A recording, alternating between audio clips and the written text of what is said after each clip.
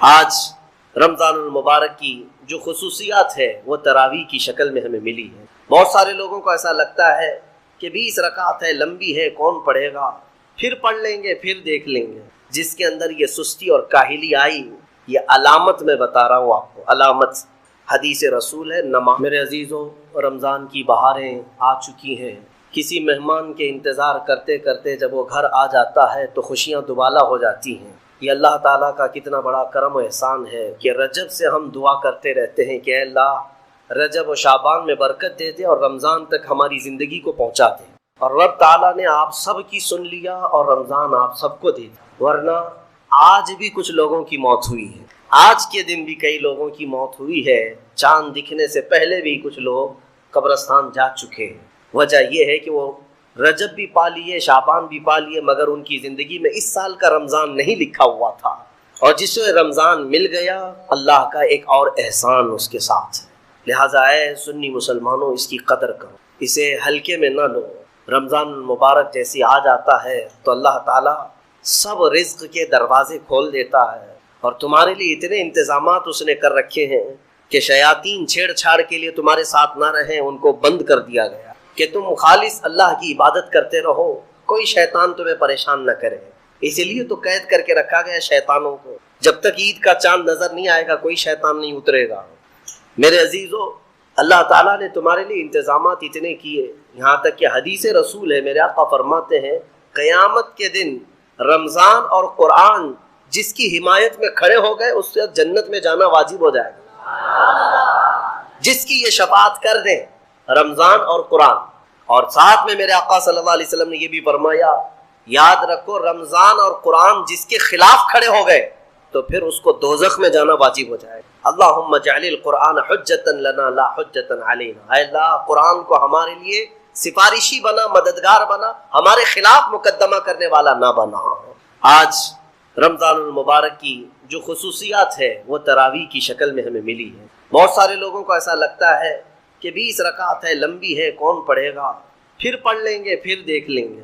جس کے اندر یہ سستی اور کاہلی آئی، یہ علامت میں بتا رہا ہوں آپ کو، علامت حدیث رسول ہے نماز صرف منافق پر بھاری ہوتی ہے، مومن پر نہیں۔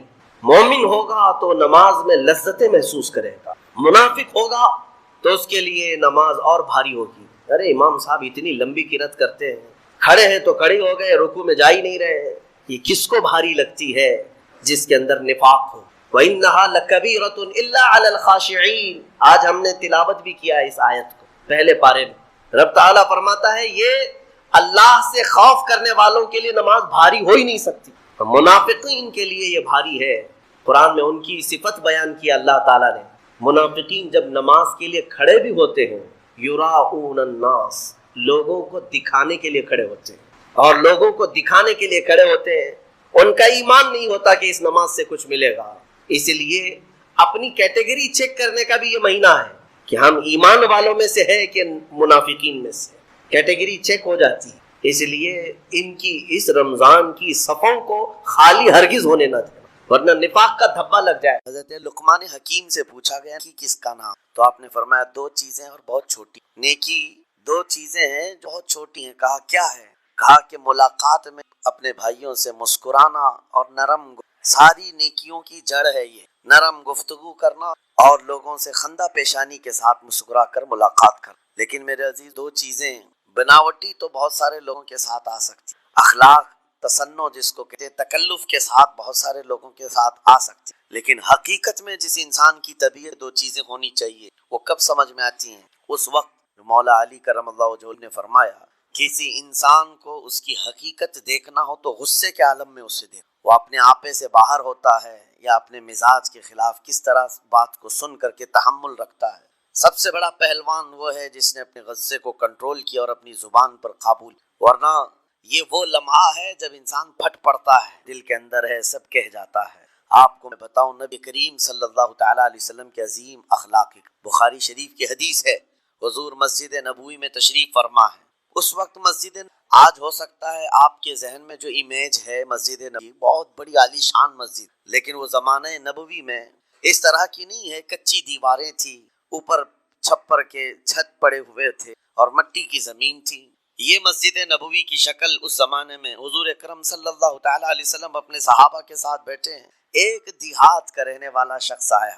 ایک بات یاد رکھے، دیہات میں، گاؤں میں رہنے والوں کے اخلاق اور تمیز میں بڑا فرق ہوتا ہے، ان کے ہاں آداب کی. وہ شخص آیا اور مسجد نبوی میں آ کر حضور صلی اللہ علیہ وسلم سے کچھ بات چیت کیا اور تھوڑی دیر کے بعد مسجد میں ہی کھڑے ہو کر پیشاب کرنا شروع. بخاری شریف میں یہ حدیث موجود. جب مسجد نبوی میں کھڑے ہو کر پیشاب کرے تو صحابہ اکرام سب دیکھ کر کے دوڑانے لگ گئے. خذو، پکڑو اس کو، پکڑو اس کو. اور صحابہ دوڑاتے تھے، وہ پیشاب کرتے ہوئے بھاگتا مسجد میں. نبی پاک صلی اللہ تعالیٰ علیہ وسلم نے فرمایا دعوہ، چھوڑ دو اس کو، کر لینے دو، پیشاب کر رہا ہے مسجد میں، چھوڑ دو اس کو. جب وہ صحابہ اکرام حضور کا حکم سنتے ہیں سب پیچھے ہٹے. تھوڑی دیر کے بعد نبی کریم صلی اللہ تعالیٰ علیہ وسلم نے صحابہ سے فرمایا پانی کے ڈول بھر کے لائے جائیں. صحابہ سے ہی منگوایا.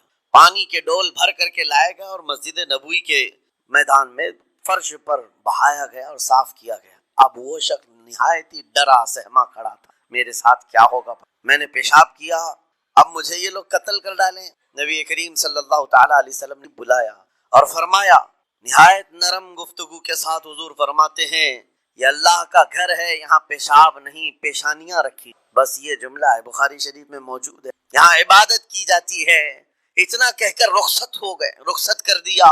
وہ دیہات سے آیا ہوا جو جوان تھا یا شخص تھا، باہر نکلتے وہ کلمہ طیبہ پڑھ کر حضور کی غلامی میں شامل. میں نے وہ بلند عالی اخلاق نہیں دیکھے. نبی کریم صلی اللہ علیہ وسلم کے بارے میں قرآن کہتا ہے فَبِمَا رَحْمَةٍ مِّنَ اللَّهِ لِنْتَ لَهُمْ، اللہ کی رحمت سے آپ لوگوں کے لیے نرم ہیں، اس لیے لوگ آپ کے ارد گرد لگے ہوئے رہتے ہیں. وَلَوْ كُنْتَ فَظًّا غَلِيظَ الْقَلْبِ لَانفَضُّوا مِنْ حَوْلِكَ، اے رسول اگر آپ سخت دل ہو جائیں تو پھر یہ سب چھٹ جائیں گے، آپ سے دور ہو جائیں گے. اس رسول کے لیے جب کہا گیا ہے کہ اگر آپ سخت ہو جائیں تو لوگ چھوڑ کر کے دور ہو جائیں گے، تو ہمارے اور آپ کے لیے کس قدر لہجے کی پابندی ضروری. ہاں عزیزان گرام وقار، اپنی گفتگو، اپنے کلام، اپنی بات چیت سے آپ اپنے سلیقے بتاتے ہیں. گالی گلوچ کرتے ہوئے ان کی صبح شامیں ہوتی، ان کو دیکھ کر کے ہی پہچان میں کس گھر سے یہ تعلق رکھتا ہے، کہاں ان کی تربیت ہوئی ہے، کس طرح ان کے آداب سکھائے گئے. اسی لیے میرے عزیزوں، بچوں کو آوارہ بھی نہ چھوڑ دینا کہ وہ اپنی زبان گلی کوچوں سے سیکھ کر کے جائیں. کل کو ہوگا یہ کہ اس کی زبان کی وجہ سے لوگ تمہیں تان و تشنیع کریں گے، اس کا باپ ایسا ہوگا اس لیے بچہ ایسا، اس کی ماں اس طرح ہوگی اس لیے اس کی گفتگو ایسی ہے. کیونکہ موسٹلی زیادہ طور پر بچے اپنے ماں باپ کے اخلاق کو نقل کرتے ہیں، ٹرانسفر ہوتی چلی جاتی ہیں. ایک بار حضور اکرم صلی اللہ تعالیٰ علیہ وسلم مسجد نبوی سے باہر نکل کر جا رہے ہیں. توجہ میرے عزیز ہو، اخلاق کہاں دکھانے چاہیے اور ہماری بات چیت کے انداز ہمیں کہاں ہونا چاہیے میں آپ کو بتاؤں. حضور تشریف لے کر جا رہے ہیں، صحابہ اکرام کھڑے تھے حضور کے اطراف. مدینہ طیبہ کی ایک بھی خاتون جس کا ذہنی توازن کھویا ہوا ہے، یعنی وہ دماغی طور پر ڈسیبل ہے، اور وہ آئی جا رہی تھی. لوگ جب بھی اس کو دیکھتے راستہ کاٹ لیتے، وہ جس کو بھی پکڑتی سنانا شروع کر، جو منہ میں آئے بکنے لگ جائے، اور لوگوں کو تنگی محسوس ہونے لگتی. صحابہ نے دیکھا کہ یہ عورت آ رہی ہے، حضور کی طرف آ رہی ہے، سب نے صلی اللہ علیہ وسلم کو گھیر لیا اس کا راستہ روکنے کے لیے. اب آئے گی اور نبی کریم صلی اللہ علیہ وسلم کے پاس اگر زبان درازی کرنے لگ جائے، پاگل عورت ہے، اور بک بک کرنے لگ جائے، حضور پاک صلی اللہ علیہ وسلم کے ادب میں کہیں کمی نہ آ جائے. صحابہ کا یہ ہمیشہ اہتمام رہتا. حضور اکرم صلی اللہ علیہ وسلم نے دیکھا تو صحابہ سے کہا ہٹ جاؤ، اس کو آنے دو، ہٹ جاؤ، اس کا راستہ چھوڑ دو.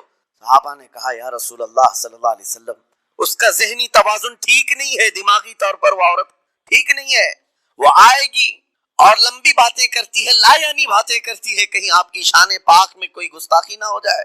صحابہ روک رہے، حضور پاک صلی اللہ علیہ وسلم سختی سے ارشاد فرمایا ہٹ جاؤ، اس کا راستہ چھوڑ دو، مجھے پتا ہے پورے مدینے میں اس کی کوئی نہیں سنتا، میں بھی نہ سنوں تو کس کو سنائے، اگر میں بھی نہ سنوں تو وہ کس کو سنائے. یہ میرے مصطفیٰ کریم صلی اللہ تعالیٰ علیہ وسلم کے دربار عالی جا کی وہ بلند اخلاق کریمانہ کی ایک مثال ہے، جس کو خود میرے آقا نے فرمایا بعثت لأتمم مکارم الاخلاق.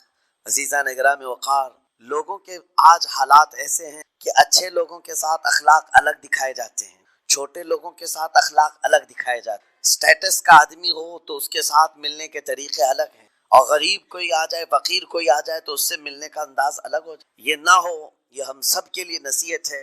اسی ممبئی کی سرزمین پر میں آپ کو بتاؤں، ایک ماہم شریف بزرگ حاجی صاحب ہوا کرتے تھے، آج سے تقریباً 10-12 سال۔ وہ کئی لوگوں سے ایک سوال کرتے تھے پکڑ پکڑ کر کہ میرا ایک سوال ہے، آپ جواب دیں گے، میرا ایک سوال ہے۔ کئی علماء سے انہوں نے پوچھا، مجھ سے بھی انہوں نے، جب نیا تھا مصر سے پڑھ کر کے آیا تھا، میرے پاس آ کر کہا کافی سالوں سے میرے ذہن میں ایک سوال ہوتا ہے، میں آپ سے بھی پوچھنا چاہتا ہوں۔ کہا آپ بتائیے۔ کہا میں حضور سرکار مجاہد ملت رحمت اللہ علیہ کا مرید ہوں، علامہ حبیب الرحمان مجاہد ملت رئیس اعظم اڑیسہ، جن کے خدمات جلیلہ آج ہو سکتا ہے نئی جنریشن کو نہ معلوم ہو، ان کا لقب ہے مجاہد ملت، جنہوں نے سنیت کی بقا کے لیے اپنا تن من دھن سب قربان کی۔ وہ مجاہد ملت عظیم بزرگ ولی کامل ہے۔ یہ حاجی صاحب کہتے ہیں کہ میں ایک نارمل آدمی کڑیا تھا، یعنی گھر بنانے کا کام کرتا تھا۔ جب وہ ممبئی تشریف لاتے تو دوڑ کر کے ہر جگہ سے لوگ، میں بھی گیا تھا، اور اس وقت میں جوان تھا۔ حضور مجاہد رحمت اللہ علیہ کی بات وہ بتا رہے ہیں کہ لوگ لائن لگا کر کے مصافحہ کر رہے تھے، مل رہے تھے۔ جب مل رہے تھے تو میرا نمبر آیا، میں ملنے کے لیے گیا۔ بزرگوں کے سب ہاتھ چومتے ہیں، یہ ہمارے سنی اور طریق ادب، علماء ذوی الاحترام کے ہاتھوں کا بوسہ لینا یہ مستحسن ہے، یہ ہمارے آداب میں سے، معمولات اہل سنت میں سے۔ تو جب سب لوگ ان کے دست بوسی کر رہے تھے، ہاتھ چوم رہے تھے، میں بھی قریب گیا، اور جب میرا نمبر آیا میں ہاتھ چومنے لے گیا تو انہوں نے میرا ہاتھ لے کر خود ہی چوم لیا۔ وہ بزرگ عالی جاہ ولی کامل کو دنیا مجاہد میں کہتی ہے، میرا ہاتھ انہوں نے چوم لیا، اور میرے اندر ایسی پشیمانی تھی کہ میں کیا کروں سمجھ میں نہیں، میں ایک معمولی سا کڑیا، اور کہاں ان کا مقام، کہاں میرا۔ تو اس کے بعد وہ اس بے چینی میں رہتے تھے کہ ایسا کیوں کیا، ایسا کیوں کیا، پوچھنے کا موقع ہی نہیں۔ ایک بزرگ مجاہد انہوں نے اس کا جواب دیا، میرے عزیزو کیا حضرت مجاہد ملت رحمت اللہ تعالی علیہ یہ چاہتے تھے کہ ہزاروں لوگ ہماری تعظیم کرتے ہیں تو کہیں ہمارے دماغ میں بادشاہت کا خیال نہ آئے، ہم غریب اور فقیر کا ہاتھ چوم کر اپنے نفس کی مخالفت بھی کرتے۔ اخلاق کریمانہ دکھانے کے لیے اسٹیٹس والوں کے ساتھ ہی نہیں، غربا فقراء کے ساتھ بھی وہ اخلاق ہو۔ نبی کریم صلی اللہ تعالی علیہ وسلم کے وہ آداب آج اگر آپ اپنا لیں، بہت ساری کڑوی چیزیں ویسی ختم ہو جائیں۔ آج ممبئی کی سرزمین پر سب سے بڑا یہ چیلنج ہے بات کرنے میں، نوجوانوں کے تو آج پارے چڑھے ہوئے ہوتے ہیں، ان سے کوئی بھی بات کر لے، جس تیور میں یہ بات کرتے ہیں ایسا لگتا ہے کہ ابھی لڑائی ہو جائے گی، ابھی جھگڑا ہو جائے گا۔ اس کی عادت سی بن گئی ہے۔ آپ کو پتا ہے فرمایا گیا، عربی کا قول ہے، جراحت السنان لها التیام ولا یلتام ما جرح اللسان، تلوار سے، چاقو سے دیا ہوا زخم سوکھ سکتا ہے، زبان سے دیا ہوا زخم کبھی نہیں سوکھتا، زبان سے دیا ہوا زخم نہیں سوکھتا۔ بولنے سے پہلے 1000 بار اس بات کو خیال ہونا چاہیے کہ میں جس کو بول رہا ہوں کہیں اس کا دل چھلنی تو نہیں ہو جائے۔ میری زبان یہ ہوتی 50 گرام کی چھوٹی زبان ہے، لیکن بڑے بڑے لوگوں کے کلیجے چیر کر رکھتی ہے، بڑے بڑے لوگوں کے دلوں میں سوراخ کر کے رکھتی ہے، زخمی کر کے رکھتی ہے۔ اس کا استعمال اسی لیے روایت میں ملتا ہے کہ جب انسان صبح کرتا ہے تو سارے اعضاء، ہاتھ پیر آنکھ کان ناک، سارے اعضاء سب سے پہلے زبان سے یہ عرض کرتے ہیں، اس کی پناہ مانگتے ہیں، کہتے ہیں آج تو صحیح سلامت رہے گی تو ہم سب صحیح سلامت، اور اگر تو پھسل گئی تو عذاب ہم پر بھی ہوگا۔ زبان بولتی ہے، مار کسی اور کو پڑتی ہے، کوئی زبان کو مارتا نہیں ہے، گالی زبان دیتی ہے، لیکن مار کبھی پیٹھ پہ پڑتی ہے، سر پہ پڑتی ہے، ہر جگہ پڑتی ہے۔ تو یہ زبان نبی کریم صلی اللہ تعالی علیہ وسلم نے ارشاد فرمایا، من یضمن لی ما بین لحیتیہ وما بین، حضور پاک صلی اللہ تعالی علیہ وسلم فرماتے ہیں جس نے 2 چیزوں کی ضمانت جو دے دی، حفاظت کی، میں اسے اضمن لہ الجنہ، میں اس کو جنت میں لے جانے کی ضمانت دیتا ہوں۔ 2 چیزیں کیا ہیں؟ حضور فرماتے ہیں، ایک 2 جبڑوں کے بیچ میں جو موجود زبان ہے اس کی حفاظت کر لے، اور 2 رانوں کے بیچ میں جو شرمگاہ ہے اس کی حفاظت کر لے۔ یہ 2 چیزیں جس نے بچا لیا میں اس کو جنت میں لے جانے کی ذمہ داری ضمانت دیتا ہوں۔ اس کا کتنا بڑا کردار ہے، یہ زبان کا کتنا بڑا کردار ہے۔ اور حضور نے ایک بار پکڑ کر کے فرمایا تھا، زبان کو پکڑ کر کے کہا تھا، یہ وہ زبان ہے جو انسان کو جنت میں بھی لے جاتی ہے اور دوزخ میں بھی۔ کلمہ کس سے پڑھتے ہیں آپ؟ لا الہ الا اللہ، زبان ہی سے تو پڑھتے ہیں، اسی کلمے نے آپ کو جنت تک پہنچایا۔ اور کافر جو کفر کرتا ہے وہ بھی زبان سے ہی کرتا ہے، اور زبان اسے ہمیشہ کی دوزخ میں لے جاتی۔ اس زبان کو چلانے سے پہلے 1000 بار سوچ لیں کہ آج لہجوں کی سختیاں بڑھتی چلی گئیں، اور آپ کو پتا ہے قرآن پاک میں رب تعالیٰ نے یہ فرمایا، وَلَا تَقُلْ لَهُمَا أُفٍّ وَلَا تَنْهَرْهُمَا، والدین کے بارے میں بچوں کو کیا کہا گیا؟ ان کو اف تک نہ کہو، لیکن زبان جب کھلتی ہے نا، ماں باپ کے خلاف نوجوانوں کو ہم نے دیکھا ہے گالی گلوچ کرتے ہوئے اور اتنی بری باتیں کہتے ہوئے، معاذ اللہ۔ عزیزان گرامی وقار حضور تو یہ فرمایا، جس نے پلٹ کر کے اپنے ماں اور باپ کو سخت لہجے میں بات کیا یا ان کی نافرمانی کی، حضور فرماتے میرا دل چاہتا ہے کہ اس کے گھر کو آگ لگا دوں۔ اس لیے اس بات کو ہمیشہ یاد رکھیں، تمہارے لہجے کی سختیاں کسی کو زخمی کر دیں تو آخرت خراب ہو جائے گی۔ حضرت علقمہ رضی اللہ تعالیٰ عنہ، حضور کے صحابی، حضور صلی اللہ علیہ وسلم کے صحابی، آخری وقت آ گیا تھا لیکن زبان نہیں تھی۔ حضور پاک صلی اللہ علیہ وسلم کے پاس سفارش لائی گئی کہ آپ کے ساتھی ہیں، انتقال کر رہے ہیں، لیکن زبان پر کلمہ بھی نہیں۔ حضور تشریف لائے، دیکھا، پوچھا گھر میں ان کے کون کون ہے، کہا بیوی ہے اور ماں کو بلایا اور کہا علقمہ کے بارے میں کیا کہوں، کیسا تھا، کہا بہت اچھا، پرہیزگار، عبادت گزار، ساری نیکوکاریاں اس کے اندر ہیں۔ تو پھر حضور نے پوچھا اچھا یہ بہت نیک تھا، تم بھی اس سے راضی ہو کہ نہیں ہو؟ ماں نے کہا میں نہیں راضی، میں راضی نہیں۔ کہا کیوں، وجہ کیا ہے؟ کہا یا رسول اللہ میرا اکلوتا بیٹا، میرا تنہا بیٹا تھا، بڑی محبتوں کے ساتھ اس کو پالا تھا، اور جب میں نے اس کی شادی کی، اپنی بیوی کو لایا، اور جب بیوی گھر پر آ گئی تو میری بات کو ہلکے میں لیتا، اپنی بیوی کی بات کو فوقیت دیتا، ترجیح دیتا، اور اس وقت غالباً یہ باتیں تھی کہ زبان سے کوئی کلمہ ان کے نکلا ہوگا جو بیوی کی حمایت میں تھی، ماں کو تکلیف پہنچ گئی۔ کہا میرا دل گوارا نہیں، میں اس سے راضی نہیں ہوں، باقی وہ بہت نیک بندہ ہے، بہت اچھا ہے۔ حضور نے فرمایا دیکھو زندگی کے آخری پڑاؤ پر آ چکا ہے، اللہ کو ہے معاف کر دو۔ وہ بھی صحابیہ تھی، انہوں نے کہا آقا آپ کا حکم ہے یا مشورہ ہے؟ اگر حکم ہے تو پھر ماننا ہے۔ حضور نے فرمایا نہیں مشورہ ہے۔ کہا مشورہ ہے تو پھر دل نہیں چاہتا۔